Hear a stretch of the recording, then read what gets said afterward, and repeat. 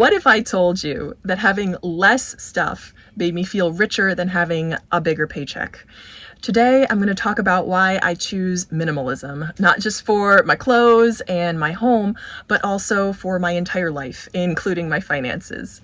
In this video, I'm going to tell you how minimalism changed my relationship with money, why I stopped chasing the next raise or the next title, and how choosing less has actually given me so much more. More time, more freedom, more creativity, more peace, and ultimately more satisfaction. The old mindset was that more equals better. And I definitely grew up with that mindset that more is better. When you're successful, you show people you're successful by getting more or bigger or better or luxury. And that's something that I kind of grew up with and was exposed to. I also kind of had the idea that objects can represent security. And I remember this specifically as I was getting ready to go into high school, and I was kind of apprehensive about that. But I remember as I was shopping for things like my backpack or like shoes or school supplies, I felt like these things would help keep me safe or be my armor as I went into this new environment. I remember specifically I had a light blue JanSport backpack, and I remember thinking, we're in this together, you and me backpack, like we're gonna be in this. Or my agenda, I would be like, this is gonna keep me safe. And that's how I felt. Then going into my working career, I also had that same attachment regarding objects, and I would kind of look for these items to help give me a little bit of security as I was in new and uncharted waters in terms of a career.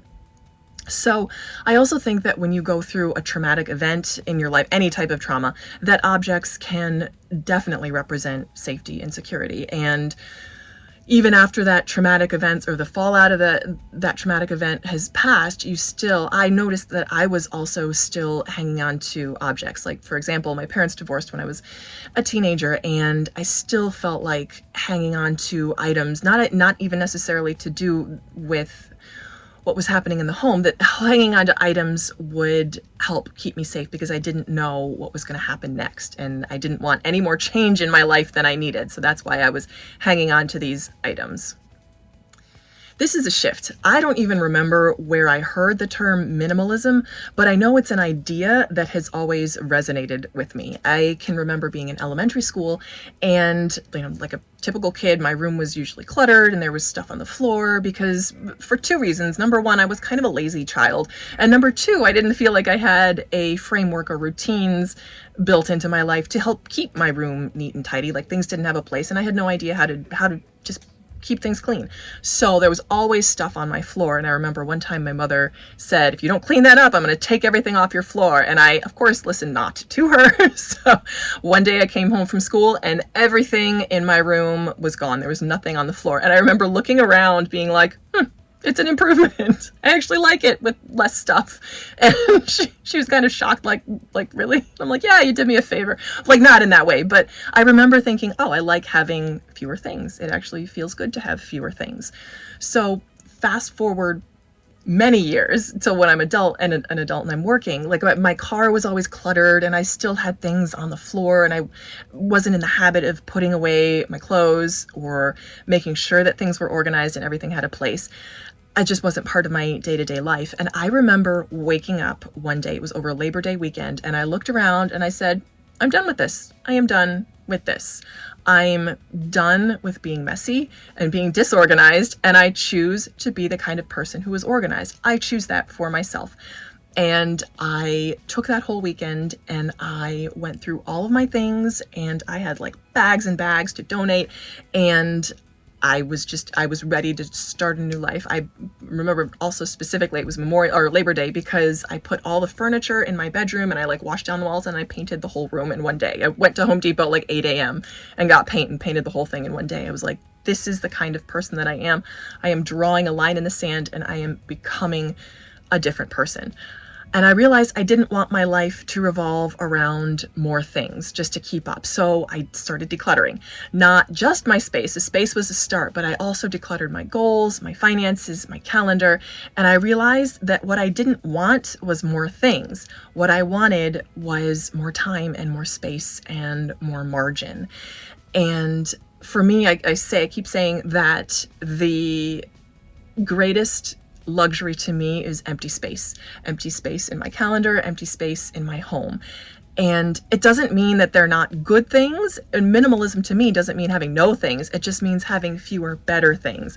And that's a mantra that I try to live by. And it is a struggle because there's always that temptation for me to want to buy new things. At this point, I feel like I've trained myself not to crave that sort of shopping hit, but it feels good to buy new things. So it's a constant retraining of myself. Yes, it feels good to buy new things, but it also feels good to have space in my home and to not be looking and feeling like I lack things.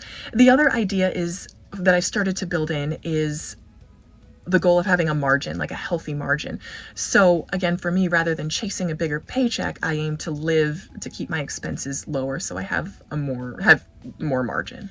So what I've gained by choosing less, and this has been huge because I feel like I've gained peace and calm in my life.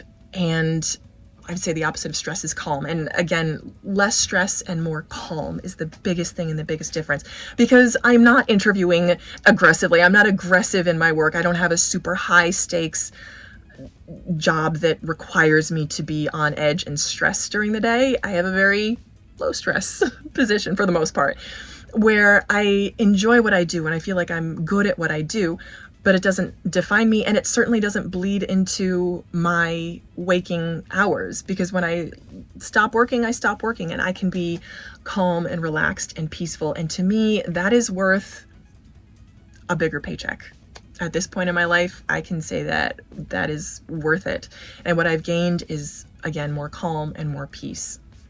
So what does this look like in my finances? And I am very open about the fact that I live on a modest income. I am in a very high cost of living area, and I'm living on a very modest income. And what that means is that I'm super intentional about the things that I have. I have a smaller wardrobe of things that I actually wear.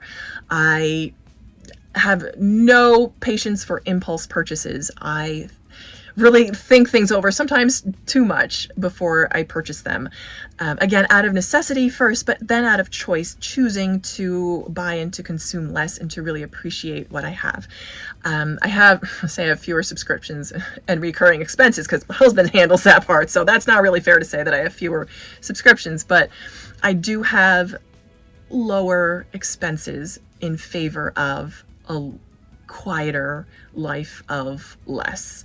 I do focus on saving and investing where possible, and it's all automated for freedom and not for goals so I can buy new things or keep up. And I focus on saying no to income opportunities that don't align with my values. And that is the biggest thing, because again, at this stage in my life with a young family, I really value freedom and flexibility and stability over more money. That is 100% my value. And minimalism helps me align my spending with what's the most important to me. So that's why I've chosen less stuff over more money, because at the end of the day, I don't want a life filled with status symbols and running to keep up. I want a life that feels good to live.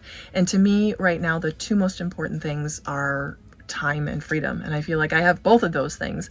And I want to focus in that direction rather than kind of drifting towards this idea of just wanting more. I choose to be content with what I have. And it is a process. Let me say this as well, that it is not one and done. It is a daily practice to cultivate appreciating what I have and releasing what I no longer need. And it's kind of one of the most important parts of my life right now, the idea of releasing what I don't need. Okay, so that's what minimalism and living with less in order to have more contentment and more happiness means to me. I'd love to hear from you and your experiences. How are you doing in this stage in your life? How are you choosing your life path? And are you a minimalist? Are you a maximalist? Let me know in the comments. Thank you for watching as always, and I hope you'll keep watching. Bye.